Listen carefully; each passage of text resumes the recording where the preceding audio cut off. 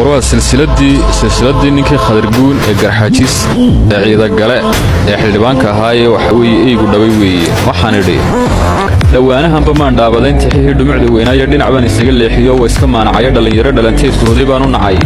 dami ahaanteeda balandhaabada u dhigo dhaaxan dhiga awdayo xidhayo dhooxii samatar dakharaan iyo dhiijarkii bariyo dhabtaan kaga dhawaaqa hadday dhabaqda xaajadiyo dhigahaygu waxay maqlaan baan madalka sheegaa dhaayahaygu waxay arkaan baan run cadeeyaa bal dhegaysta haddaan sidii dhayda idin siin dhamacow dhigtu maqashay dhaliilahan culculus ee ka yimi Garxaajsiya aaga rabaseed ee dhibildaba sidoodu kaloomaanka gubayay dhagax culus sidoo kalaanu dhuunta dhaafayna dhaxay dugsanayeen dhib iyo dhadada ceebada dhalfadii suldaankoodii la daray dhaxalkeed weeyaan oo dhitadii awoodayay sidii dhayda dhamayaan daraarahana wixii dhacay waa dhabanahays culus dhuunigii ka wada soon islaam ceeb daraadeed dhindhin wax lagu suubiyay dhabanta dhiibtaanba dhiilaabay iyo waxay dhilifka meershaanba dhidigoodsho iyo dhaqan xumo waxay dhabiga nuugaanba dharaartan aynu joognaa u daran dhammaan ceebihii tagay dhiriq way dabaasheen sidii geel qasaaleed dhiiqay dhexda kaga dhaceen iyo ceelal ceebada ku dhaqaaqay dhacdo aan dunidan daa'in soo marana duburtii suldaankoodii la dhabay saaka waxa ay dhashiisay ku taala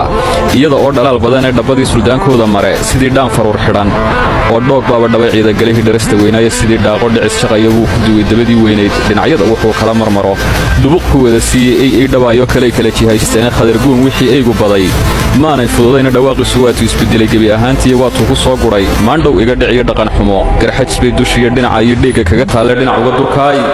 duulku waa qoomul daaqooda oo ka dheeraada waa wada huriyo iyo dhashii uu dhalo iswada dhaway